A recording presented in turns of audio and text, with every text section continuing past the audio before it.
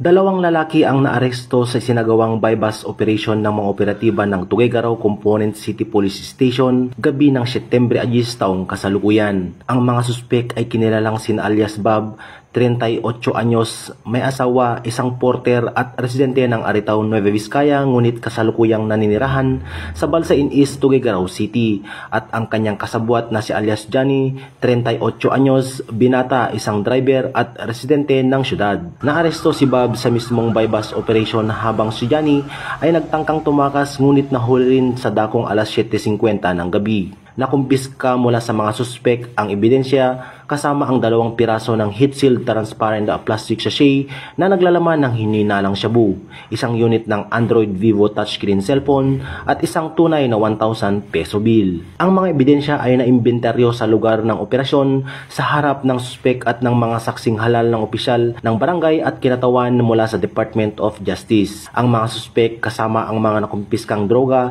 at gamit ay dadalhin sa PIDEA para sa sagawang drug test at laboratory examination. Pagkatapos nito, sila ay isasailalim sa medical physical examination sa People's General Hospital bago pansamantalang ikulong sa custodial facility ng Tuguegarao Component City Police Station sa Carig Sur. Kasalukuyang inihahanda ng himpilan ng Tuguegarao City Component Police Station ang mga kaukulang dokumento para sa pagsasampa ng kasong may paglabag sa Republic Act 9165 o ang Comprehensive Dangerous Drug Act of 2002 laban sa mga naturang suspek. Patunay lamang na ang ating kapulisan ay hindi titigil upang mapuksa o matigil na ang karahasan upang tuluyan ng tuldukan ang paglaganap ng ilegal na droga sa ating bayan para sa kapakanan ng bawat mamamayan. Mula dito sa Lambak ng Cagayan, ako ang inyong Police News Network Correspondent, Patrolman Balawag, alagad ng batas, tagataguyod ng Balitang Pulis.